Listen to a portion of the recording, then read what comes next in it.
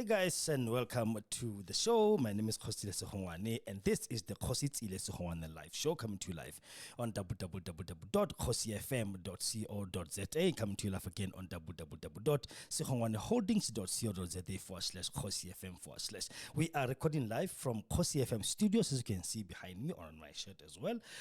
Studios here in number 702 Segongane in Westview, Danville. This is your daily podcast that we bring to you every Monday to Friday from 7:30 in the evening to 9:30 in the evening, talking about various things. On Mondays, politics. Tuesday, we are talking about religious topics with several pastors coming to the studio. And on Wednesdays, Health Wednesdays, where we tackle all health related issues. And on Thursdays is Sheila's Day, man. We talk about anything sexual and sexuality of everybody, including the youth, the young people, youth, and adults in general. And Friday is our Friday Madness show, where we go mad and crazy and give you, word on the street of how the street feels. But today is we're going to be talking about as a breaking news. All of a sudden, if you can see, I don't know which one is it on my here. You can see Busisiwe Mkhwebane has quit the EFF and has joined the MK, and will be joining, will be essentially replacing Dr Hlope in the JSE. I like the strategy, man. I like the strategy that happened now. No one actually overseen this one, to be honest with you. No one oversaw that this is going to happen. But for me, I kind of foreseen it in a way, but I didn't want to say, but it's like, you know what? It like there's a given. It was bound to happen. Mkhwebane bo Kalni house la lesta bon Kalni house nya go tlela ore man, they don't belong in, sorry, they don't belong in the EFF. I don't see them wearing overalls and made uniforms. I see them doing a very big difference in changing this, because they are what was termed the RET faction of the ANC. But you know what? Before we can go further and do a lot and talk about and see this video, because we're going to be playing the video. Adv Busisiwe Mkhwebane. He was with Susan Pofugwa. I told you I love that man. I love that his podcast, because it's so informative, and he's one of the unlikables, and he's one of the not so good ones. So that's actually I like him because he's one of those. We will be watching his show now, and we'll be watching. We'll be watching his video with Ms. Mkhwebane today, telling you what happened and how come, and her little history from where she comes from, up until today. And then she's still saying, there's offers. I've been offered this, but then we'll see. We'll consider that. But here is the poster. Here's the poster here. It says, welcome. We look forward to your leadership in upholding the value of the MK party within the JSE. MK party representative to the Judicial Service Council Commission, Advocate Busisiwe Mkhwebane. But before we can go further and watch the video, we know we've got a sponsor, as always, here in Kgosi FM and Segongane Medical Services. I mean, the sponsor is Segongane Medical Services. So let's go to that, and then we'll come back and watch the video. This show is brought to you by Segongane Medical Services and Clinic. They are a private clinic situated in number 70 Segongane in Westview, Danville. They specialize on the following: primary health care, ailment diagnosis and treatment, including medication, wound care, family planning, well baby clinic, basic ultrasound, laboratory blood services, treatment of chronic illnesses, treatment and management of patients on ARVs, wellness screening, antenatal clinic, HIV services and counseling. They have a pharmacy on site, and they are doing CCMDD services as well, OHS clinic, circumcision clinic, and abortion services. Their cell phone number is 064 548 7176 or 071 422 8576. Again, the address is 702 Segongane in Westview, Pretoria West in Danville. Cell phone number again is 064 548 7176 or 071 422 8576. Yeah, that is our sponsor for today, Segongane Medical Services and Clinic. They're in Westview, Pretoria West in Danville, number 70. They're there. Private clinic with all that they've listed there on that poster you see on your screen. And please, that's another way of you sponsoring this channel and sponsoring this radio station. If you want to be part of that history making of a startup like ours, please contact us on 064-548-7176, and then we will be able to grow together and grow this channel and make it as big as possible. Yeah. Anyhow, back to Mkhwebane. Busisiwe Mkhwebane. Okay, where's that poster here? Now, man. There's the poster there. Yeah. Yeah, she has joined the it's not on the video, it's not official yet that who did she join, but we got this today. And this today we got, and yeah, that's when we know, okay, she's now going to the MK party. But as I was saying earlier, you know what? People like Mama Mkhwebane, Kalni House, he burned his bridges when he was in the top 6, when he was late when he's the one who are leading a delegation to Jacob Zuma asking him to resign. I mean, he burned his bridges then, and now he's in the cold. ANC that used him, kicked him out. Now he's nowhere to be found. So unfortunately, shame, he's gone. Now Busisiwe Mkhwebane, who joined the EFF, and then you know, she was in parliament, and you know, but I felt like she was being suffocated. She was not doing, you know, what she loved. She was not being herself and everything. So I believe it's again I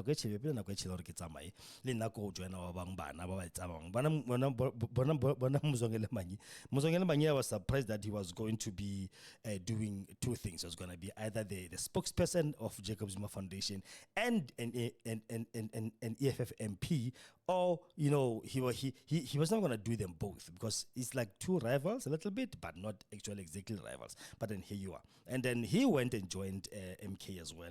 He's in parliament now as the MK parliamentarian. Fleshy Vambo left the EFF as well. He has joined the MK. He's not even a parliamentarian, he's a national organizer of the EFF. And is Busisiwe Mkhwebane one of the leaders that Julius Malema was saying that he knows that they will be coming out, they'll be going out? Is she one of those people that he was saying, we know, we're just waiting for them to tell us, okay, listen, I'm going as well. So I don't know, because I've seen one video here about Mbuyiseni Ndlozi, SFE, and Alena Self. I think he's on his way out, because I don't know what's wrong with the EFF, what's wrong with Julius Malema. But one thing I like about the interview you're going to watch now, it's she was speaking more about herself, you know, where she started, how she got here, what happened during all the misunderstood, miscarriage of justice, and you know, the abuse of the law that our judges, that they think that they're supreme of everybody else, has done. You know, I like the part you will see where she says, you know, Mulambo, JP Mulambo, here in Pretoria, in the city. He said when it was Madonsela investigating Nkandla, he said there is no law in the Public Protect that says she cannot instruct any institution to do anything that the office wants or to provide any evidence. But when it came to Busisiwe Mkhwebane about the CR-17-1, she said she was overreaching, she has no jurisdiction, she cannot, the Public Protector Office cannot instruct anything, you know, or any entity to do anything. Double standard, law for others, law for others. So anyway, let me not spoil the video. I want you guys to watch for yourself and let me know what you think in the comments below. Please subscribe and subscribe to our channel. Please let's get to 1,000 subscribers to start with just before the end of this month, October. Please, let us now watch the video and let me know what you think in the comments below. And do you think this is a smart move for you to do? And then yeah, if it's a smart move, tell me why. If it's not a smart move, tell me why as well. Okay, share, subscribe, and really comment and tell us what you think. So let's go to the video. I'll be resigning soon from the EFF. Then it means also I'm resigning from Parliament. You know, we've seen GNU with the Advocate Mkhwebane, because ANC voted with the DA and they managed to remove me. Being in Parliament again, it's so terrible that when you don't have numbers, there's nothing you can do. I have to ask you about MK Party. Well, they've approached me several times. Spread the fire. Welcome back to SMWX, and today I'm extremely excited to welcome Advocate Busisiwe Mkhwebane, MP, to SMWX once again. Advocate Mkhwebane, thank you so much for joining us. Good afternoon. Thank you for inviting me, and indeed it's been years since I did an interview with the SMWX. Indeed. I think it was 4 years ago. So you had just released the report into, it was the CR17, I think, bank statements. Oh, yes. It was the CR17 bank statements. Yeah. Yes, Yeah, definitely. That was you were the first one Yep. to interview me on that one, yeah. I recall. Yes. You know, you've been in the news, in the headlines so much over the last few years, but not much is known about you before you became public protector and even your early life. So can you tell us a bit about your upbringing, what got you interested in politics and law? Okay, I was born in Bethel. Bethel is in Mpumalanga. But I never, we left Bethel when I was, I think, 3 years. And we moved to Hammanskraal, around Bophuthatswana. So we stayed there, I think, for 2 years, 3 years. We moved to then KwaNdebele in Mpumalanga, Highveld. We moved because there were challenges of, my father experiencing challenges of, it's next to Pretoria, remember the Section 10 issue.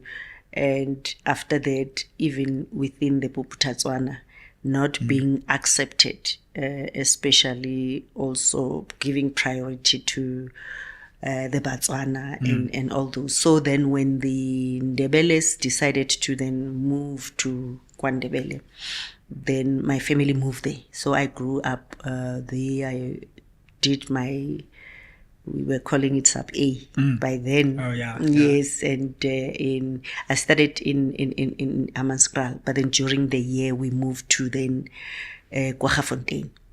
So I spent my primary high school, then finished my grade 12. By then we were calling it standard 10. Right. Yeah, and then I went to the University of the North. By then, the Mpumalanga or the KwaNdebele government was giving bursaries for us to study because at first I wanted to do social work. Okay. Then they said no, they will only prioritize law students. So for me also, that was my second choice. And then I was exposed to law at an early age because I was a teenage mother by then, and I had to be faced with a situation where my parents were saying, okay, we need maintenance for the child from the father of the child. Then that's where I became exposed to that kind of field. Then I studied law, and I studied at the University of the North. By then it was called TEFLOP. And in fact, it was University of the North, but we used to say TEFLOP. So yeah, that's what I studied BProc. And we were doing BProc for 4 years and then LLB for 2 years. So we started like we were doing 6 years. Yeah. Then during June and December, I then used to work a local magistrates court, doing maintenance work and also doing prosecutorial work. Interesting. Then I completed in 1994. Then I was employed permanently as the prosecutor. I then started working at Mkobola Magistrates Court.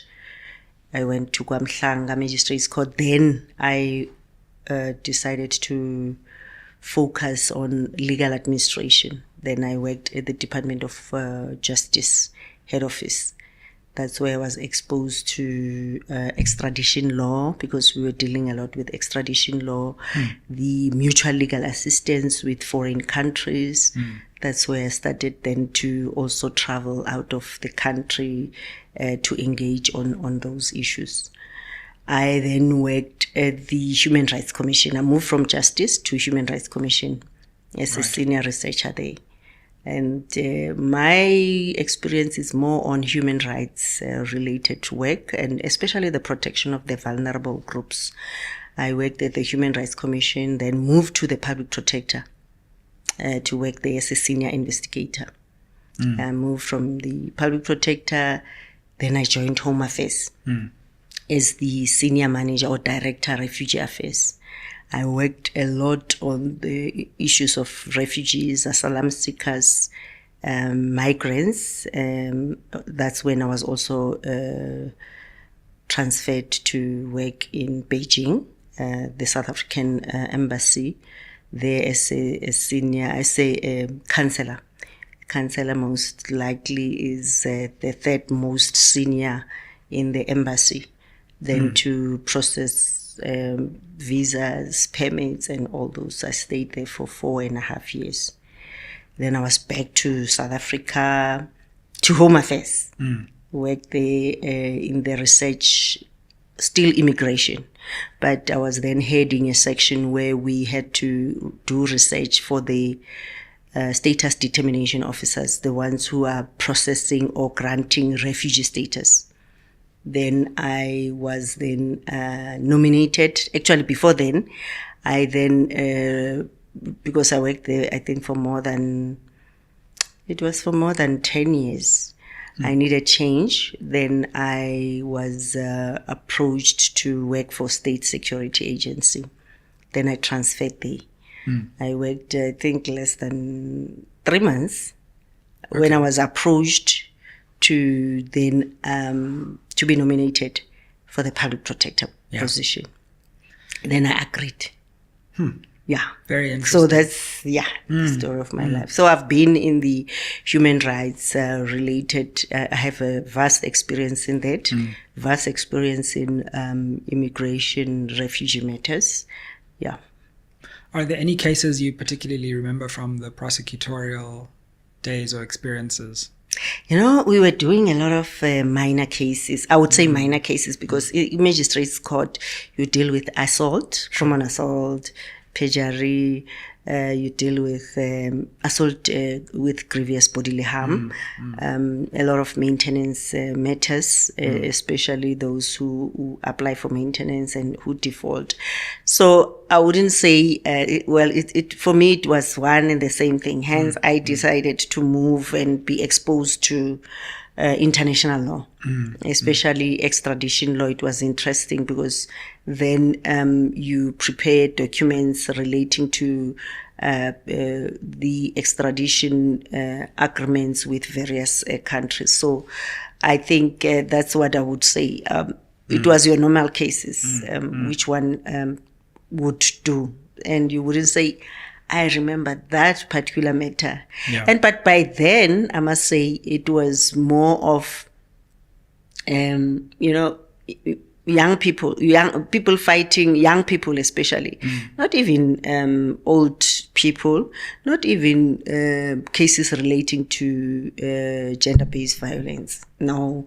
I'm saying this because now when one is doing oversight, find that police station, that's the highest. A lot of assault GBH, they relate to GBA, to gender-based violence. You go to magistrates court, they would say a number of their cases, they relate to that. By then it was not. Right, right. And you've taken us to your interviews for the public protector, and, people don't remember now, but you were supported by the ANC, actually. Definitely. In that role. And how do you reflect on that now? Because they were very excited about your candidacy. I would say apparently I was not the preferred candidate. Apparently they were eyeing for Ujaj Desai because, I was nominated by an employee who worked under my directorate, Home Affairs. Right. And because she was employed actually when we had a backlog project, when there was instability in Zimbabwe. Then we had to, as Home Affairs, then process a lot of Zimbabweans who were coming to the country, granting them asylum permits, right, so that they can stay in South Africa. It was around 2008. So she nominated me because she could see how we worked, and she was saying, you'd excel to work at the public protector because the public protector investigate maladministration, undue delay, you are very prompt in responding, in acting on people's complaints. So the interviews, I was like somebody who, there was who's who during that particular process. I mean, Judge Desire, Judge Vena, Advocate Majola. I mean, Advocate Majola was once my lecturer at TEFLOP. All those. So, it was a good experience, because then it taught me that in life, whatever you do, you are being tracked, because that process, the way it was done with us, they would then do security checks. They would even get comments from, you remember Corruption Watch was very much involved. They would get people's views on the matter. So, for me, I then was interviewed, and I didn't even think I would get the position, but actually not get the position. Not to say I didn't think, but for me, I was like, now if we are being interviewed with this kind of people, it means then they will just focus on them. But what I knew was that whatever task I would be given, especially if you work in a department like Home Affairs, because that department, service delivery, is key, and it impacts on people daily, from birth to the grave. And you need to be very efficient in doing whatever you do. So I was like hopeful. So he was the preferred candidate, but the interview was so interesting, because for me, I was prepared and I was interviewed. And the interesting thing compared to now is that, all political parties supported my appointment besides DA. COPE, they then they said they didn't vote, they abstained, and that was it. So it shows that there was a lot of support from various political parties. Yeah, absolutely. You've spoken about so many different things, and one of the things we try to do on this platform is actually ask you things you haven't been asked, or not constantly ask about what the mainstream media is particularly asking. I guess what I'm interested about is, what was it like when you got to the Office of the Public Protector? I mean, at the time, the office had been through a number of high-profile matters. There was the Nkandla matter. The state capture report there was litigation over whether it would be public or not. And what was that transition period like? And how did you arrive, and how did you feel when you got there? The first baptism of fire was one interview I did with Aldrin Sempia. Right. Because I was, still new. I knew how the media operates, but I never knew that, the twisting of whatever you're saying. And I was interviewed by Aldrin. I remember I was asking which matters are you going to focus on? Because now we knew the public protector after the Nkandla judgment, and that was when everyone knew about the public protector. There was then the state of capture investigation. By then it was not state capture, it was called state of capture. Oh yes, yeah. Investigation. So I said to Aldrin, you know what? Because that office should be focusing a lot on, protecting the public, the poor, the marginalized. I'll focus more on those cases so that they are brought to the fore, so that people would know more about the office. Then it was blown out of proportion that I'm saying I will ignore, or I won't focus on your high-profile cases. And then there was this narrative that I'm a Zuma person. By then, you remember, because DA had a media briefing before my appointment saying I'm a spy. I was I was a spy when I was working in China, and not having any evidence to that effect. And I think by that also creating a lot of problems, especially our foreign policy and how China relates to us, because I was in China for 4.5 years in immigration. I mean, if you are a spy, you are working underground, they know each other, and there are people from SSA who are working in China as well. They are known. But then if you are working underground, because spying, some people or other countries, they will always have interest in another country. They will have people in the media, NGOs, the ones who will be spying and going through the country, because each country has interest towards the other country. That's what happened. So DA then planted that thing that, no, I'm not supposed to be trusted, and I'm a Zuma person, which I never even knew the president before even being appointed. I was never, because a lot of people, even to this day, they think I was an ANC person, which I was never into politics. So after my appointment, then my first week in the office, actually, it was the week when we were supposed to present the annual report, the annual performance to Parliament, Portfolio Committee. Now I'm taking Madonsela's report to go and present. She also wanted to meet with me because we were supposed to have a handover. She was busy issuing the report on that Friday. I think we met only for an hour. She had to go and do immediate briefing. I left, it was a Friday. Saturday, I think they finished in fact, I think they issued the report on Friday. Saturday was the 16th, my appointment date. Monday, I had to meet with staff, so I couldn't meet with her. Again, it was an issue. Why didn't I meet with her? Why must I not take it's like hand-holding me. And we prepared with the team to appear before the committee that week. Now they're asking about the annual report. There's monies which were donated through Treasury, of course.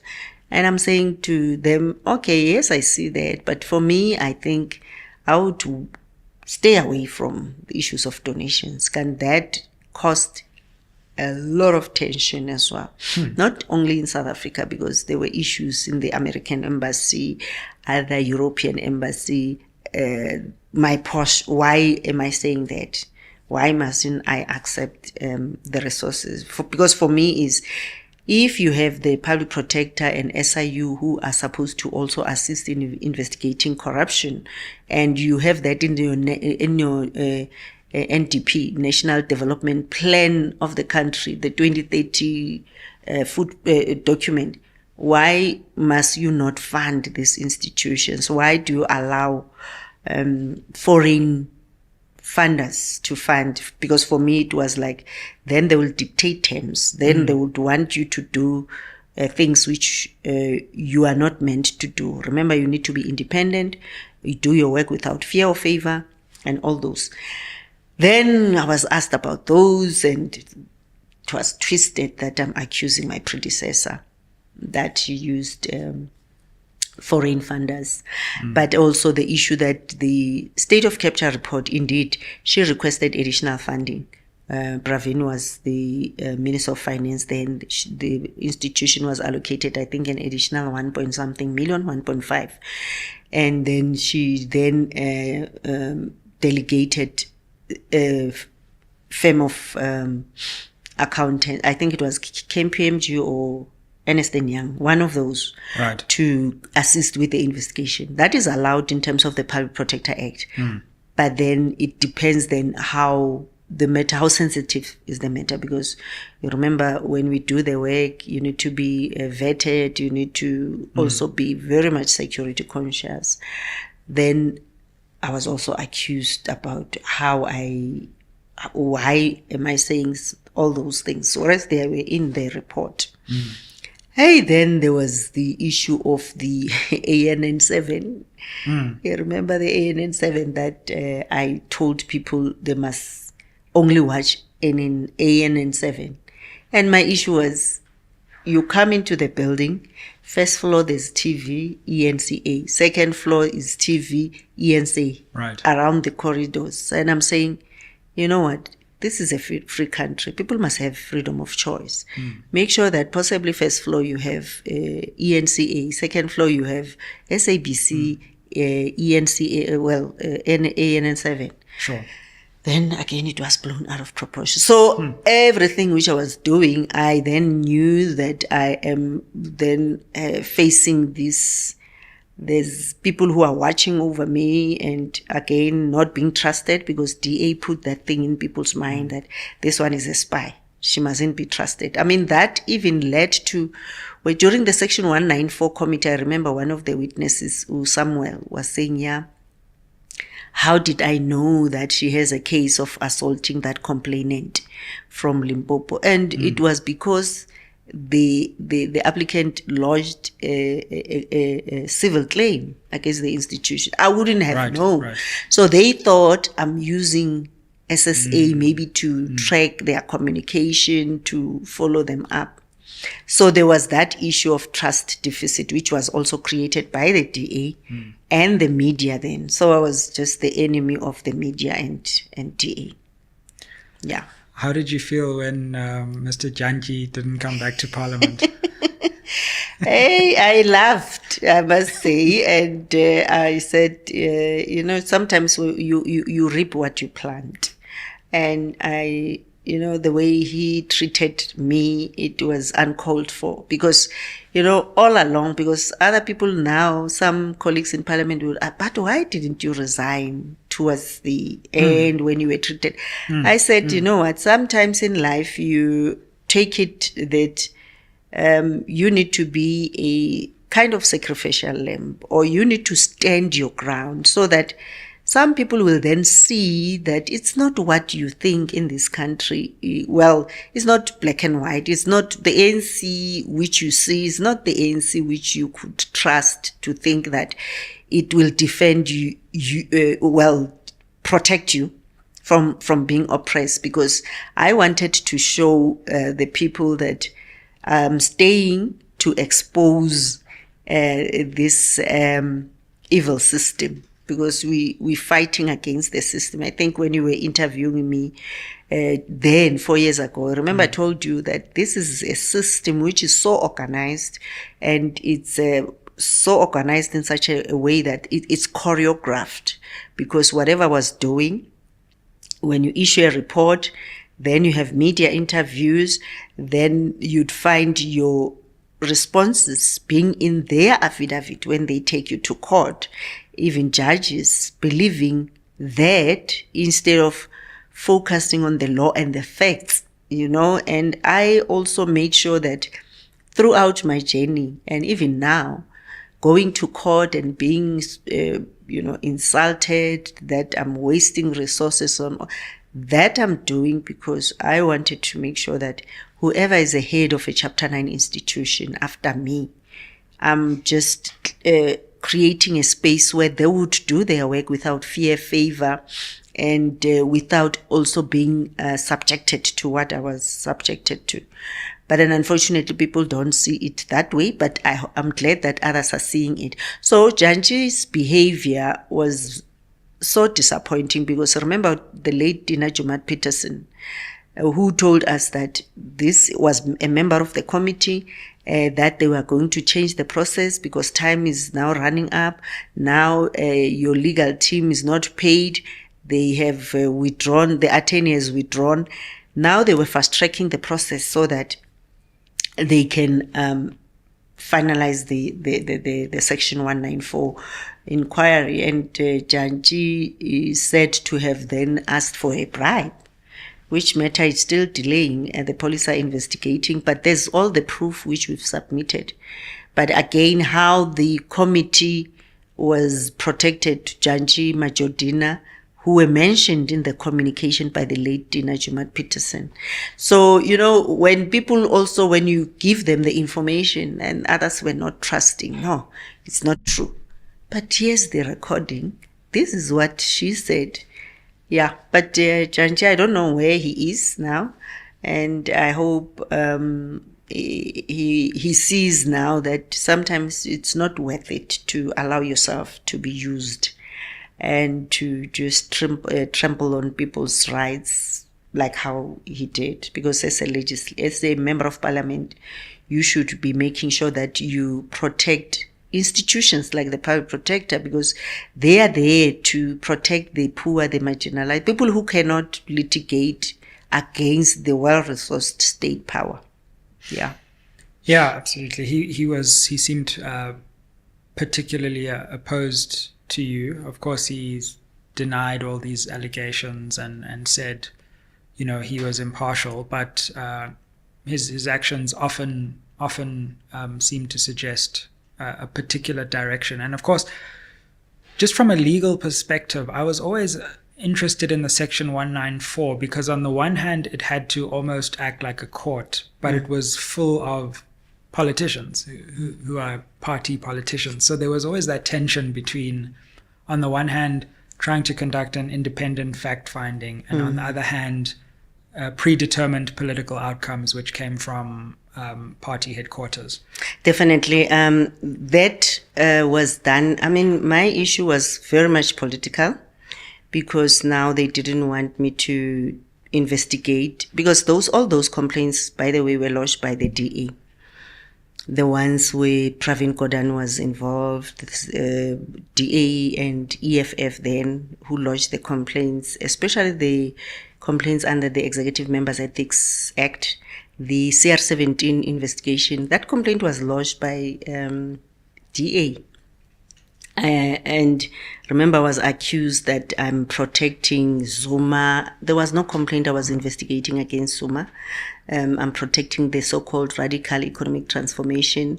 One issue is that of Ace Magashula, which my predecessor failed for 4 years to finalize. And when it was brought before me, the Freedom matter, the only involvement of Ace and actually Ace, it was only on the oversight as the executive, but then their bank accounts and everything we requested, there was nothing. But at the end of the day, yes, you remember I was accused that I changed Madonsala's report by the judges. The complaint was lodged by DA and Kasak. And during the Section 194, Madonsala was there and said, no, there was no report. And I was clobbered with personal costs. You understand? So when I'm saying judges are very much compromised, I'm talking about what I've experienced, because there's evidence before me that they told me and Bopoterel, this is how they behaved against me.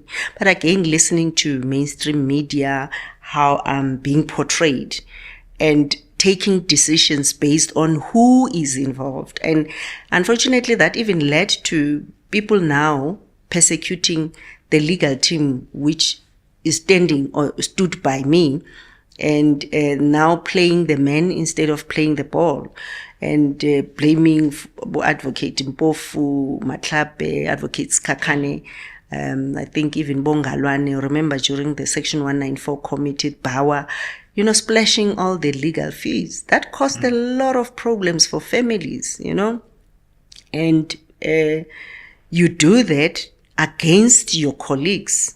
How would she feel if people are doing that?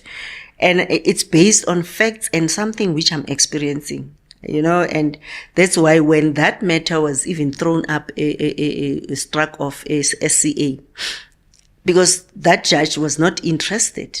I mean, I wouldn't be before the SCA if I was not the public protector. And you can't separate the public protector and the individual, because that's what we were trying to say, that I'm there and I was the public protector versus Bojanji and them, because the matter was lodged, or the appeal was lodged whilst I was still the public protector. Now he just struck the matter off the roll. I mean, the judgments which were used during that inquiry, it's true what you're saying, that it was supposed to be an inquiry on my fitness to hold office, but that's what Simpofu was always saying. But if you then have taken a conclusion that the judgment is saying, why are we wasting time and money and sit here and listen to 20-something witnesses? Because you've concluded and you managed to use the court's judgments to then deal with the Section 9 or Chapter 9, Section 182 of the Constitution institution. Because then you should have just said, the court says, now we are removing you. Unfortunately, they wasted all those monies, and now they come back and blame me. And some people are saying, why are you going to court? You wasting state money. Why mustn't I exercise my rights? But again, the rights and protect that institution, which is called the constitutional institution. Yeah. Absolutely. Fam, I just wanted to interrupt this episode to let you know the 4 ways you can help SMWX. Way number 1, you can invite me to speak at your institution or company. Way number 2, you can advertise on this channel. Way number 3, you can become a member of this channel. The link to the membership is down below. And number 4, you can buy merch, that's books or hoodies. Now let's get back to the episode. All our contact details are in the description box below. What do you say to some of the findings in the judgments, the Constitutional Court judgments, which went against you and were adverse to you? I mean, what are your thoughts on those particular findings? Do you think there was some merit in some of them? Do you think that they got turned into political capital by some parties? How do you think back on them now? Definitely, they were turned into political, weapons. Because remember the CX matter, how I made recommendations in that report, and the investigation which was done there, and the Pretoria High Court, the way they were so hell-bent in making sure that I'm punished. They then we were forced to submit an affidavit within 2 days, in a period of 15 days, facing 3 litigants, National Treasury, Reserve Bank, ABSA, and yeah. So then they had this finding that I was not honest about my meeting with the President Zuma and the State Security Agency. And you know what? You try to explain, because they then turned the matter into, well, when you go into court, the party which wins is how you can then push or place before the court the technicalities, because people will then defend themselves by saying that I listened to the president who then instructed me to deal with the issue of the Reserve Bank, of which it was not the case. And I didn't meet with the president. I met with the presidency, the legal advisor of the presidency, late Bonnie, to discuss, because when they were responding, they said you can't have, because in Madonsela's draft, there was still a commission. And by then, the Nkandla report was before the court, not the Nkandla, the state of capture. Remember, the recommendation was a commission. And they were saying you can't make the same recommendation, because it was like giving them an opportunity to comment on the provisional report. That was sent to them. That was sent to National Treasury. And they responded, and even Reserve Bank. So presidency responded, and they asked for a meeting. Remember, I was blamed why I didn't meet with all the parties. I'm saying, but this one's requested a meeting. You provided your responses in writing. I remember National Treasury responses were, a lot of them were incorporated, because they were saying you can't recommend the amendment of the Reserve Bank Act because already is amended as the banker of last resort and all those, to put on measures not to repeat the same thing of that illegal gift. So I said I never met with the president, though the court then said I met with the president. Then I was also punished that I met with SSA. I'm saying, how do I not meet with the SSA? Because the contract was signed by the then state secret service, the intelligence of South Africa with the intelligence of UK, because normally that's what happens. And I needed to make sure that I can't just issue a report. I needed to verify, is this contract, do you know this the agreement? Indeed, I met with them I just understand, okay, what was it based on? Why were you doing that? During that meeting, it was just engagement. This is the contract. Now the investigator is the one who was writing notes during that meeting, because I was saying it's just engagement with them. You remember Tebogo Kekana who testified. Now I was punished that I was not honest. I discussed the remedial action with SSA, whereas it's him who wrote those notes. I don't know why he was writing the notes that there's a danger of the Reserve Bank or something like that. And I think possibly he wrote that because the original Heath investigation, remember there was a proclamation which was issued. Heath never issued a report, and he said this will have a run on the rand. And remember, state security, there is an economic section. So the question is, but if they say this, what does this mean? Now it was like I discussed. So that judgment was wrong. If you go to the minority judgment, it's, Mkhweng was so objective. He took all into account, went through our papers, their papers, and the question was, but if you say she's dishonest, how come she even disclosed everything in terms of Rule 53? Because they were saying, I am not honest, I was hiding the meeting. Now there were those notes, I never did anything. Then I was clobbered with personal costs, remember, first time.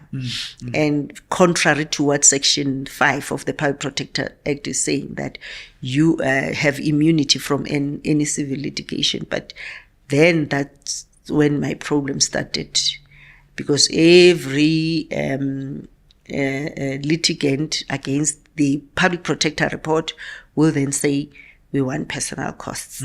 It was now fashionable until one matter which we argued, the Pravin Godan and the so-called rogue unit matter, where Judge Madlanga, I think Advocate Mpofu raised that it's like now it's fashionable to clobber the Public Protector with personal costs, who said, no, we can't grant that. Yeah. You've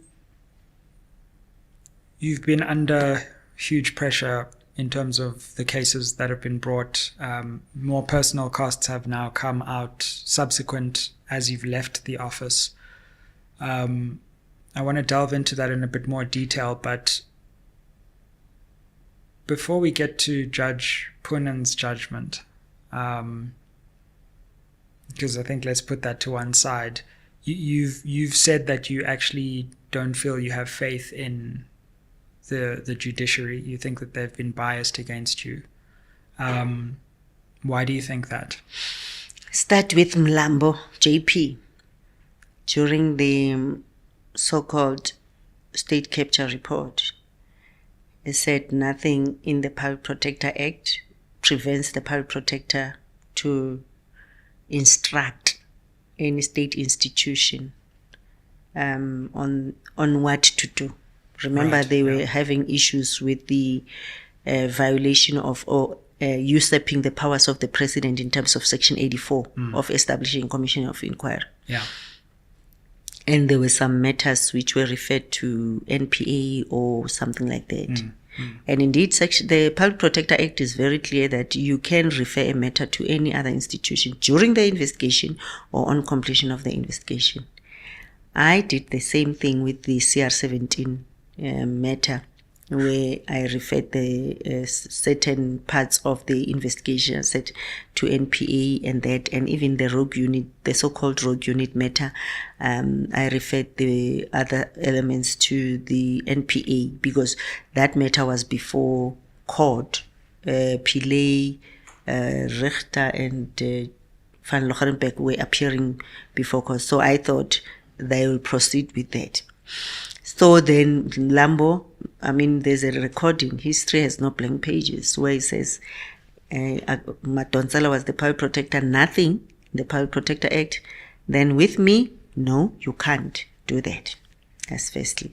Secondly is the issue of Judge Baqwa. Tolmei, I said the issue of Friede, that I changed Madonsela's report. Then it became clear I never changed the report. And we presented all the information. I think was defended by Ungalwane and another SC, I don't remember, it's a lady. Then come the Bakwa issue of the so-called rogue unit, which he says, and taking what the defendants were saying, that I said I never saw the Inspector General's report. I'm saying that in my report. I never said that in my report. I was very clear. We met, we discussed the report. It was delivered anonymously in the office. And then that's another issue. The issue of the Concord, where they said I was dishonest. I never disclosed the Economist report. And again, there I clarified I made a mistake of the meetings I had with the presidency, because it was 2 meetings. And again, not with the president on this matter of CX. The first one was a meet and greet. The second one was discussing that. They requested a meeting. Now, the Economist we only used during the litigation, not during the process for that. But the people whom I consulted during the investigation, it was there in the report. It was the late good son, because the one who wrote that book, The Operations of the Reserve Bank. Mm-hmm. And we conducted comparative study to check what the Reserve Bank of South Africa compared to the other countries, whether their Reserve Bank is also provided for in the Constitution or not. And South Africa is one of the few, because we were checking how can this be changed, again, for the benefit of the public, because public was prejudiced by the conduct of Bankop, ABSA, and them. Now, they said I'm dishonest and personal costs. And factually, and that I was hiding meetings, whereas that was not written by me, that was written by the investigator. And we availed all the information there. Now I'm undergoing that perjury matter, because, they bring everything to make sure. The issue of Bakwa I've addressed. Now is the issue of the West one as well. I think it was Judge Jafta and whoever, where they said I changed the executive members' ethics code. And I was referring to the code which was used in the Nkandla judgment. Now I was blamed for that. We tried to even say reconsider, because here's the proof. Again, I was portrayed as if I'm just this rogue person, because that's what the system portrayed me to be. Incompetent, I don't know the law, now use the courts to portray that. And anyway, I would say they've succeeded, because I was finally removed using those, again, judges. And the other matter was the behavior of Judge Zondo, former Chief Justice. When one journalist, it was clear that he knew one of the judgments of the Concord, and we had even the SMS telling the SC of Parliament that no, that matter will be thrown out, don't worry. I was still in the public protector, wrote to the Chief Judge, because that is not a judgment. Remember, public protector cannot investigate court decisions, but that is a conduct, improper conduct by a judge, because that is a state institution. Then he decided not, because I had even a proof that there were communication between Mlambo, Judge Jody Kolapen, and this person about that. And we have Hlope being impeached for saying, we trust in you. I had that evidence. Zondo then decided to speak to Judge Mpati to look into that matter. Again, wrongly so, because I issued a report that this is what I found, deal with it. Then party just said, no, there's no evidence. Instead of taking that report to court, because whatever is reviewed should be reviewed by the court. Yena decided to do that. I mean, the closure or the sealing of the CR17 records, why do it in chambers? Because we were the litigants, we objected to that. They should have made an application. So I would say a number of things, which I would say, to me, it's evidence that, was that fair? Is that supposed to be the case? Is one supposed to be treated like that? No. The current Chief Justice Maya, in the one of the matter which was before the Western, in fact, the SCA, it went to the Concord. right. Then it was which matter? Or that matter when the 3 judges at Western Cape said the suspension was unlawful, right, after the 31 questions, yes, of Phala Phala. Yes. Then they said, no, we need to make an application, Section 18 application to implement that. Then that judgment delayed for more than 8 months, which again, their time frame, it's supposed to be 6 months. It went way above. I think I lodged even a complaint with the JSC. No response, nothing. Why are they delaying? Now she comes back as well. She issued a judgment. Actually, Umaya, on all the matters which appeared before the SCA, she was the president of the SCA. I think several matters where she also found against the institution, or even where we requested reconsideration on certain matters.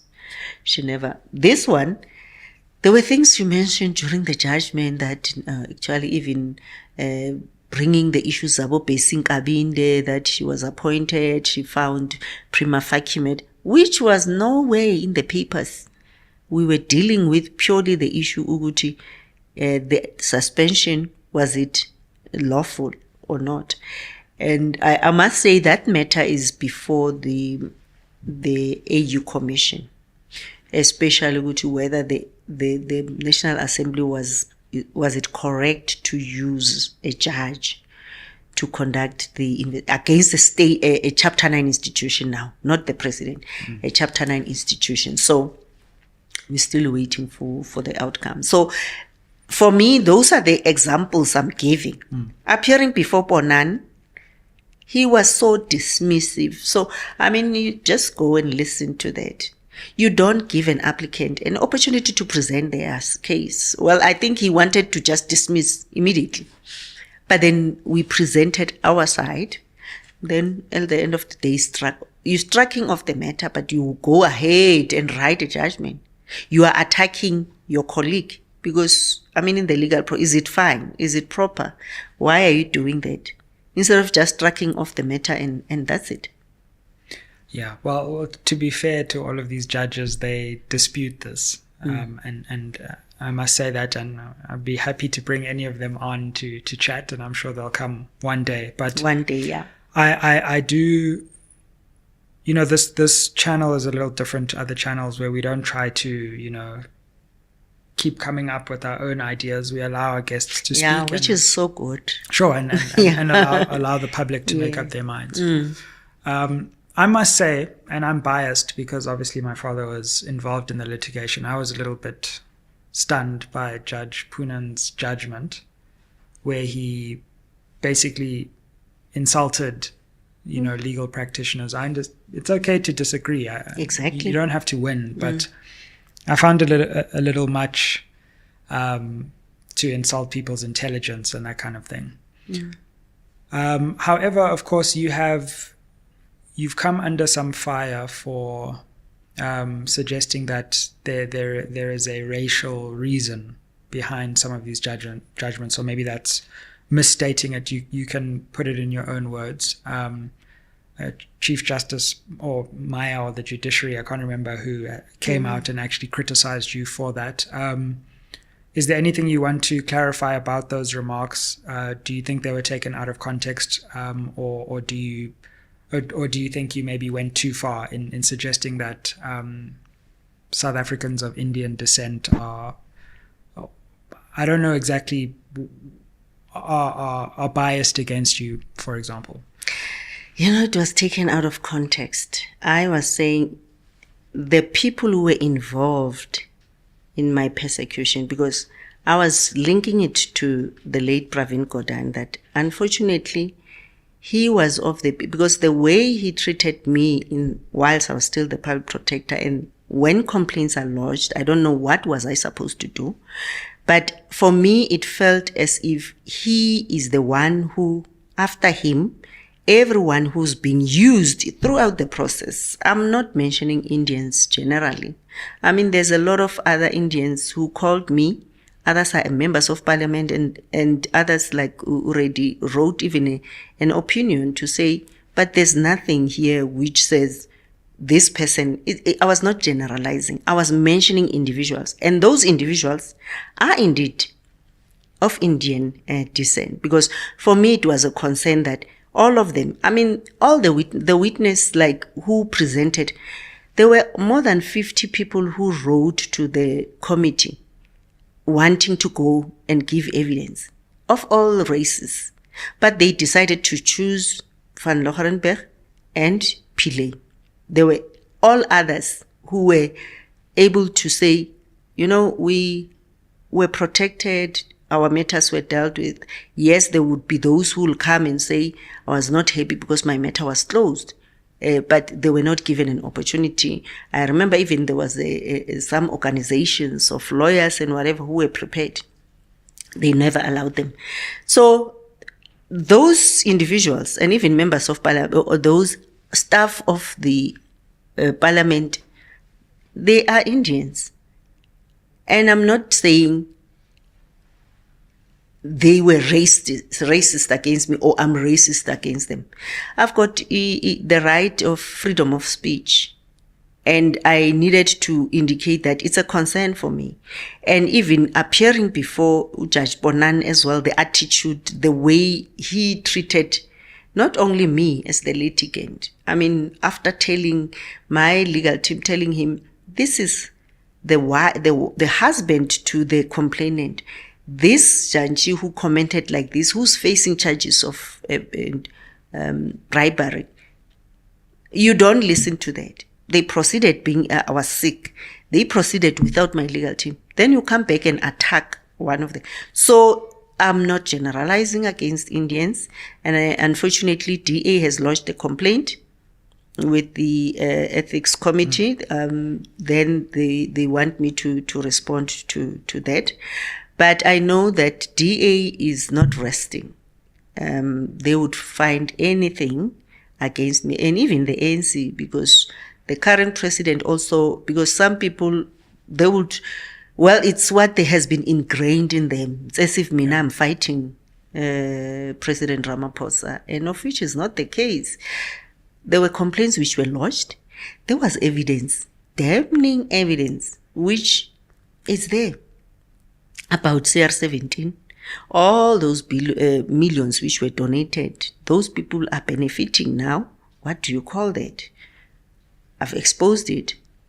Pala questions which I was asking. So then I'm portrayed as if I'm fighting. But that matter, it was not at all generalizing. It's those individuals who are indeed Indians.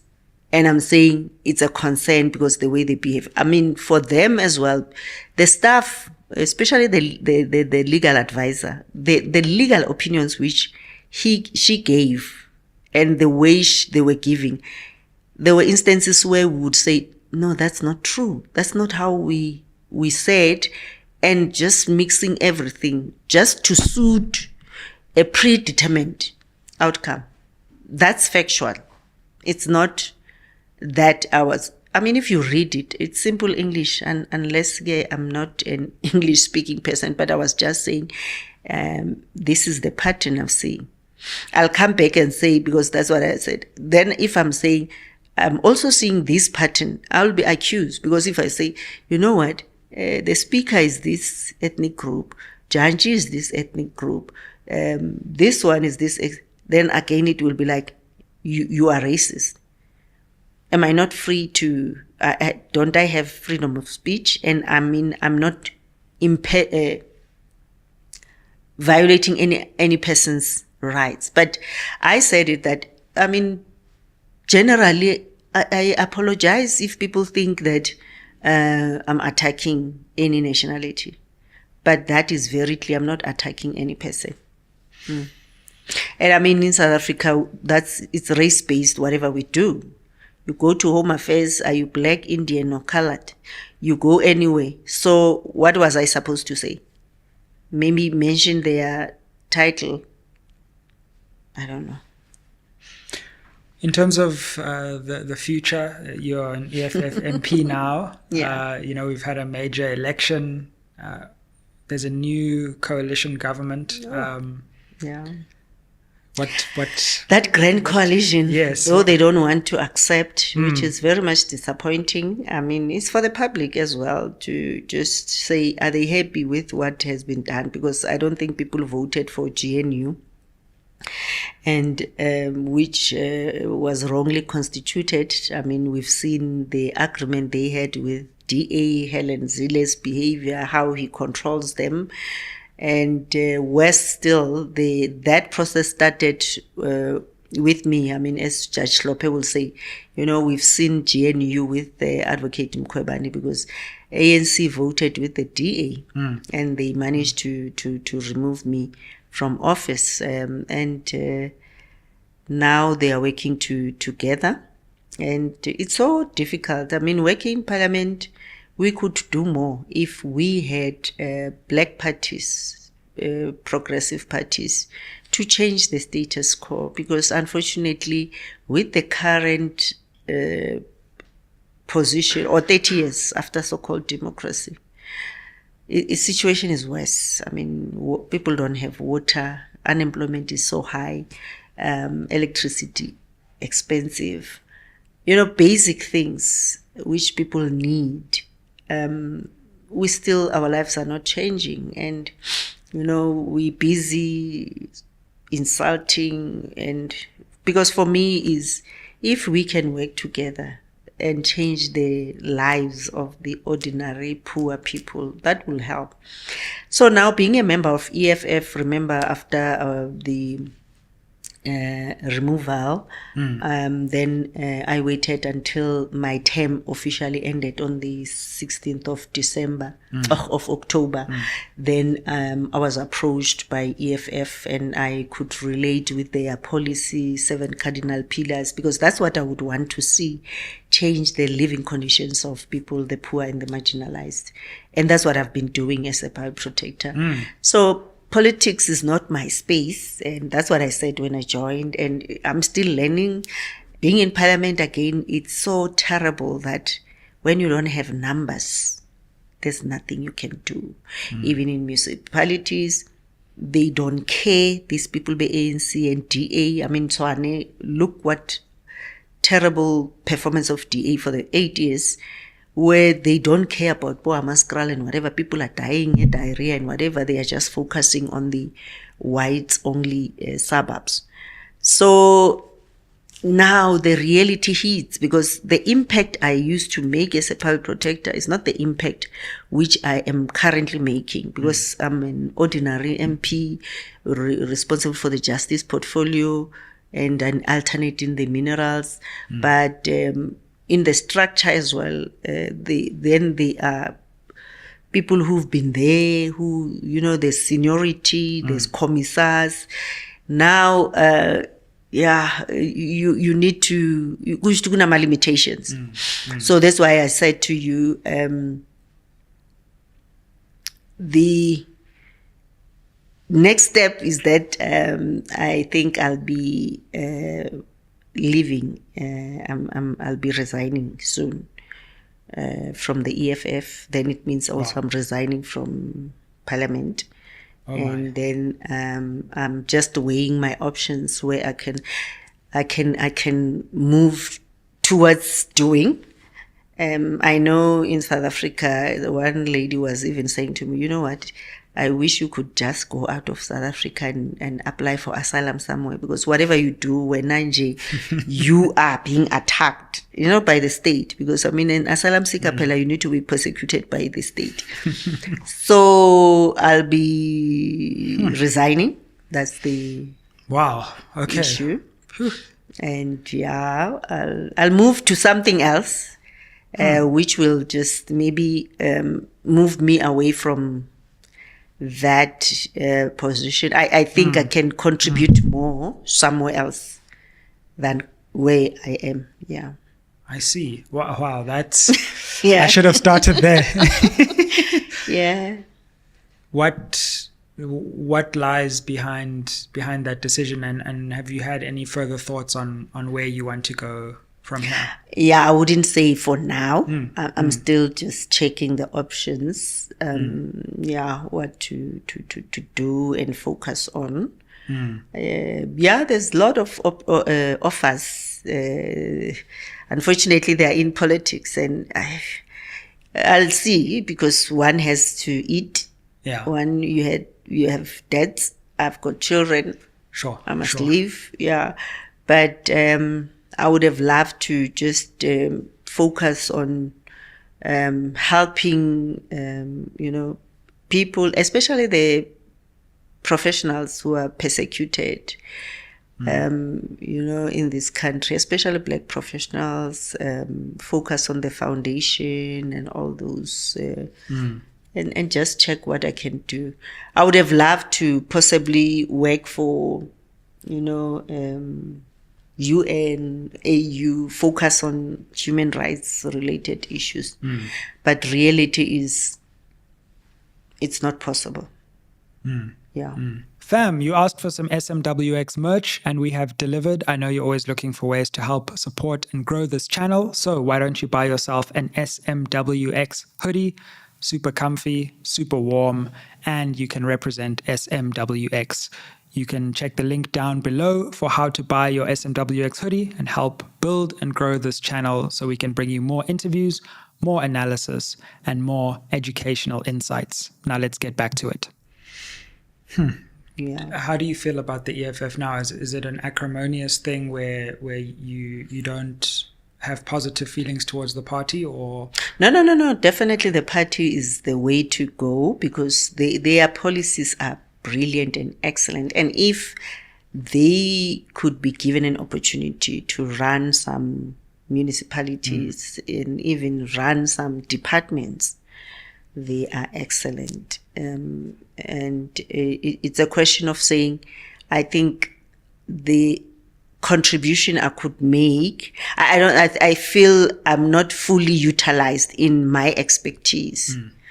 And you end up feeling, in that corner of just focusing on what you're doing, not holistically. I know there's leadership, I know there's people who've been there, but I would say their policies are brilliant. Yeah. I suppose I have to ask you about MK Party, because many people, when they watch this, will be thinking that could be the move. We've seen Floyd Shivambu move. Do you have anything to share on that front? Have they approached you or? Well, they've approached me several times. They've been approached. They've been, and even before Floyd leaving, and I think that's when Floyd left, because remember the lies by Samgelo, saying no, it's Floyd. I mean, publishing that to SABC, I had to issue a Twitter. It was said you had already left at that time. Yeah, and I said, that's shocking. I mean, there's nothing like that. Because for me, I was like saying, I'm still contributing here. But, I've done a lot of work during the elections for EFF. I offered myself to go and be a ground force coordinator, work with the fighters on the ground, and learn a lot. And I mean, the sub-region I come from, Tembisile Hani, we were leading in Mpumalanga, the way we worked with the fighters on the ground.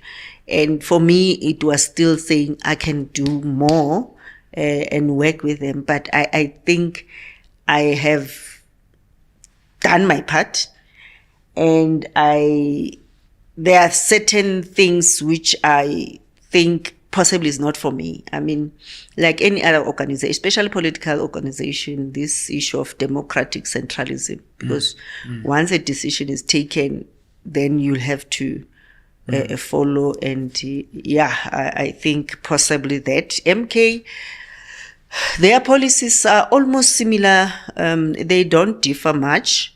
And I think we need again, progressive caucus. We need those numbers. 2026 is coming.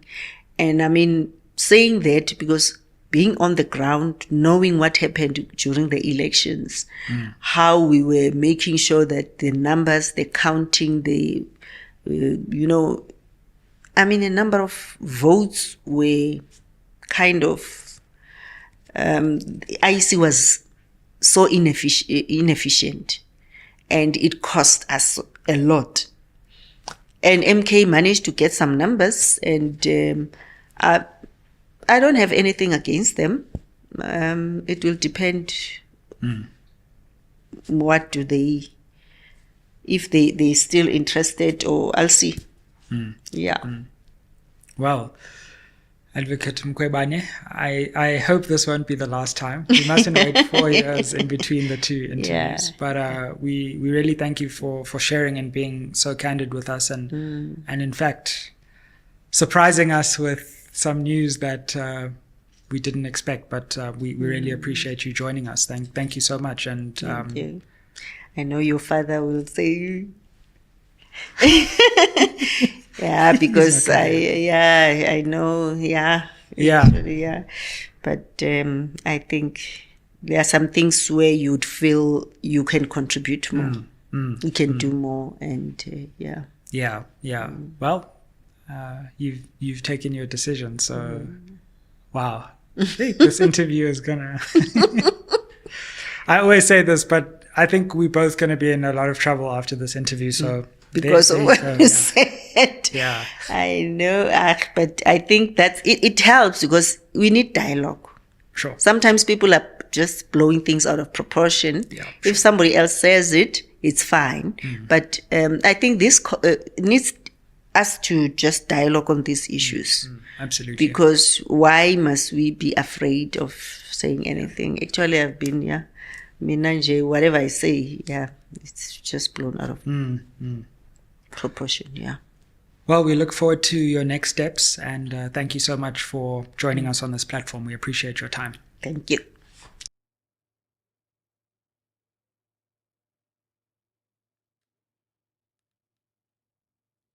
Yeah, there we go. Now that was beautiful. Wow. You know, it reminds me of Panyasal Sufi's interview, Solopeda's interview, Mtatas Kakan's interview. Very in depth, very, very powerful. You know what I like about Mpofu Walsh is that I don't see him as competition because we are doing both different things. I take his content and I put it to you. Those who doesn't have access to his content, you can be able to have access here with us to know what actually is happening. Because you know what, as podcasters, what you need to do is you need to work together. Sometimes work together to be able to share content to other people and say, listen, I've seen this video from this. I've seen American people doing that. American podcasters, what they do is they will react to each and every other podcaster's video or any other show. For example, Piers Morgan, Uncensored, I follow him. And you'll always see after he releases an episode, there'll be 50,000 people or more than that, more podcasters who are reacting to that video, you know, and analyzing it and doing it. That's the job of being a podcaster. You know, we are not news channels. We are, we bring analysis and we bring videos like these ones to you that you can be able to watch for yourself. I remember when I uploaded the Jacob Zuma's interview with Zyanda Ngcobo. 2.5 people watched that thing again, as if they never saw it before, and the comments were like, "Wow, thank you so much for uploading this because we never knew what was happening. At least now we can watch it on our own pace, rewind and pause and do whatever, and make our own analysis and conclude and draw our own analysis about what's happening." So, what I like about Mpofu is that this man, he sits there and he lets you talk. Like I said about Panyasal Sufi's video, which is in there, and I just uploaded that as well. He sits there and talk. You see, he lets you sit there and you talk and you talk and you talk and talk and talk. And you know what? You just talk.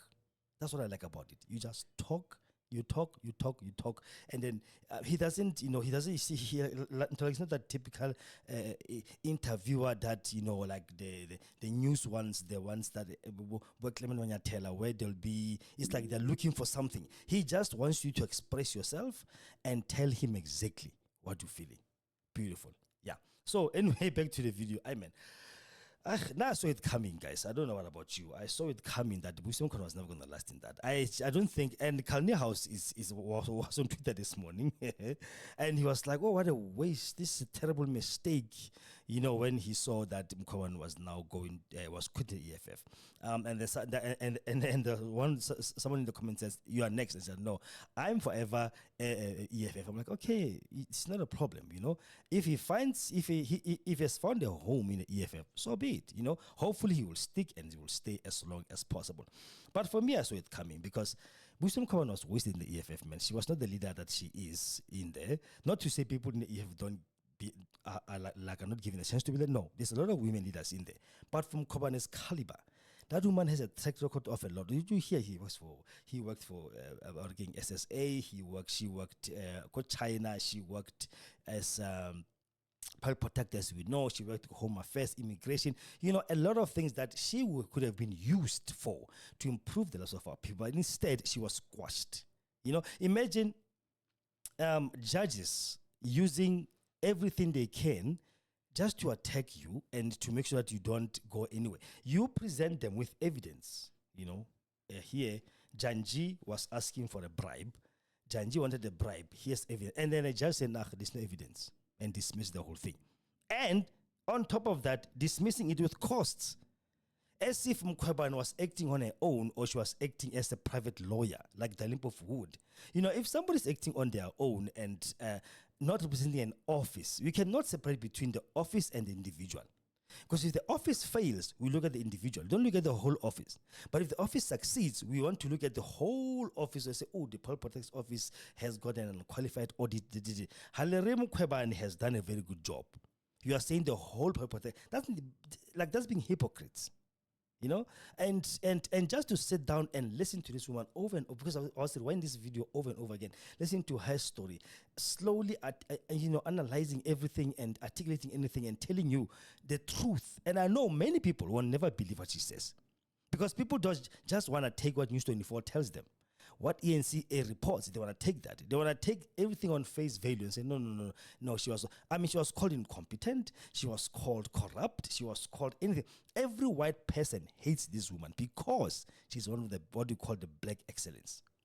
She is black excellence. Yeah. And I like this.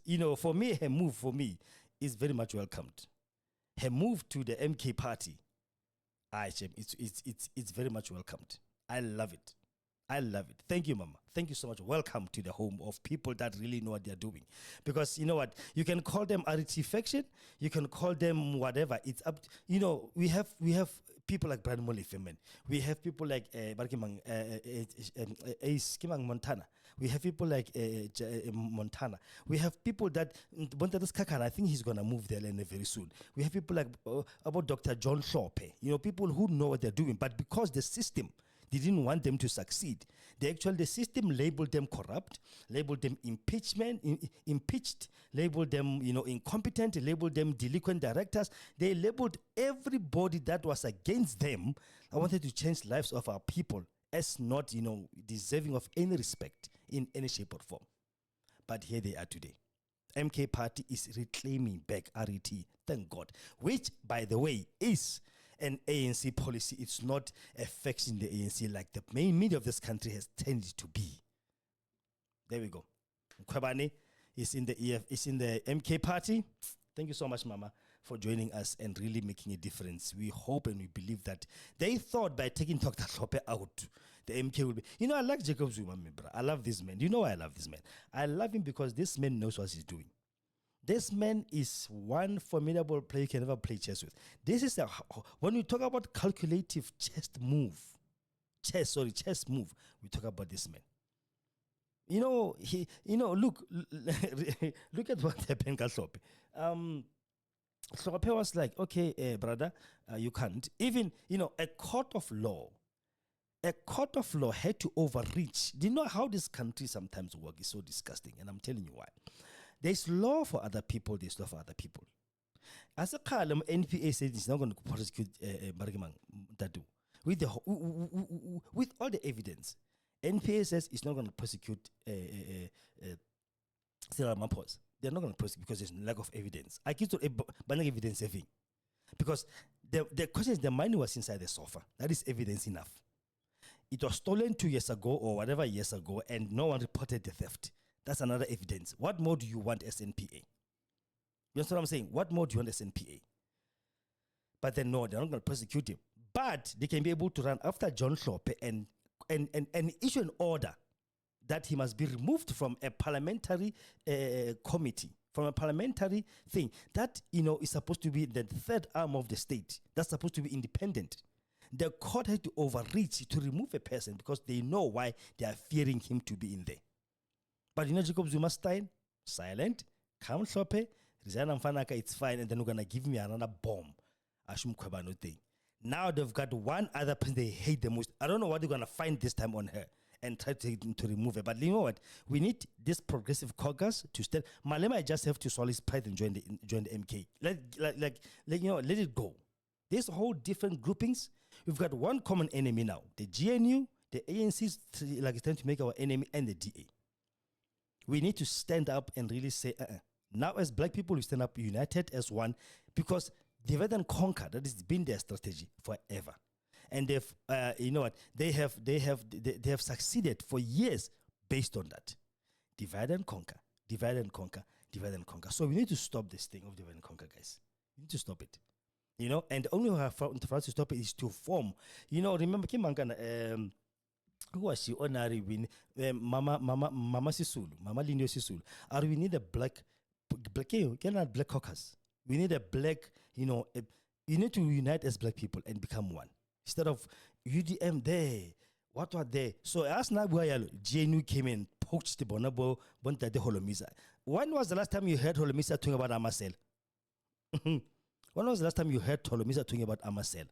He has now joined the Amasela with the blue lights and enjoying himself as deputy minister. You don't even hear anything he says anymore. What happened to Gaten McKenzie?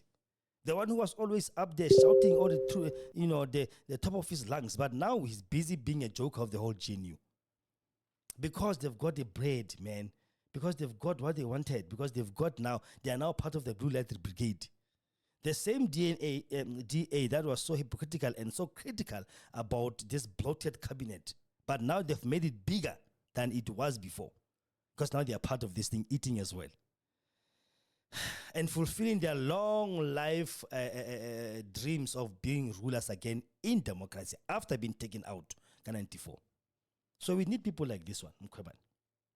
People like this one, people like this one. We need them. Thank God she's in the MK now, and thank God she's going to be in the same committee that actually they thought removing the Hlope from. They will cripple the MK and they will have their own likable people. Not to mention the Malema and the others who doesn't actually, But they thought maybe by doing that they will remove MK or whatever. I don't know. Did you hear when she spoke about Janji? Remember Janji was the one who actually voted that didn't want to be impeached. A month left in her tenure. Imagine, a month left in her tenure. She was fired. Now she has to fight to get a 10 million gratuity or 10 million pension. You work so many years in all different departments. How withdraw your pension fund? You must not you must not get your money. And then that little girl, all thing Pearl Protector, from there she fights that whatever cost incurred by the Pearl Protector's office, she must be paid by her. How is that? Where have you ever seen that happening? Like the way we hate each other as black people is disgusting. And you talk about the law. What law? When you are telling someone that your office you are being worked, I don't know if the table will turn against her this time. How will she hope? How will she cope? Sorry. Public Protector's office, that she said in a video, she said, one, it's very difficult to separate the office from the person. Because when everything goes well, it's the Public Protector's office. But when something goes wrong, it's her alone, as if she was working alone. The same as they're doing with Jacob Zuma now. Jacob Zuma is the one who's wrong all the time. as if he was the president of the ANC for 9 years alone. Like Muswati, just dictating orders and say, yeah, go this way, go that way. And the whole NEC, 97 of them are just bowing. Yebo baba, siyakuza baba, yes, baba, whatever. Yeah, but hey, here we are. We are back. She's back, man. She's back. Thank you so much, Mama, to be there. So, please subscribe, like, and share our content. And please comment below. Tell me if I'm wrong, if I'm right. If you think, hey, move to the MK party or resign from the EFF is a good move or what. I'll see you next time on the next video. Bye-bye.